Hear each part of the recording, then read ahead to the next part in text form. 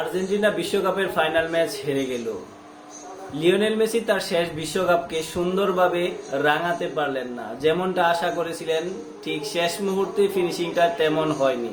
হয়তো অনেকগুলো পুরস্কার জিতে নিতেন তিনি, কিন্তু সেই পুরস্কারগুলো থেকে এখন বঞ্চিত হচ্ছেন এই লিওনেল মেসি।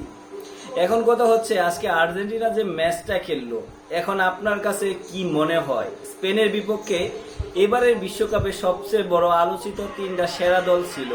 পর্তুগাল ছিল, সেখানে ছিল ফ্রান্স এবং আজকে আর্জেন্টিনা। তিনটা বড় দলই স্পেনের বিপক্ষে খেলছে।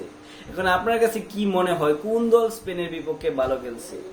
যারা অনেকদিন ধরে চাপা পাইরাইতো যে হ্যাঁ অন্যান্য দলগুলো তেমন একটা ভালো দলের সাথে পড়ছে, তার জন্য তারা বাদ পড়ছে বা তাদের ফল বিভিন্ন থাকতেই পারে, কিন্তু আজকে আর্জেন্টিনা কি খেললো?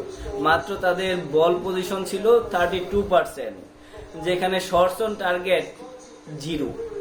একটা বড় দল ফাইনালিস্ট, তারা ফাইনাল খেলছে, বিশ্বের সেরা একজন ফুটবলার লিওনেল মেসি এই দলে। লিওনেল মেসি থাকার পরেও তারা শর্টস অন টার্গেট নিতে পারে নাই সেই স্পেনের বিপক্ষে। তাহলে একবার কল্পনা করুন স্পেন কতটা ভালো খেলছে এবং কতটা শক্তিশালী দল।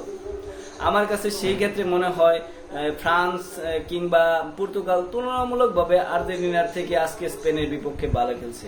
আপনার কাছে কি মনে হয়?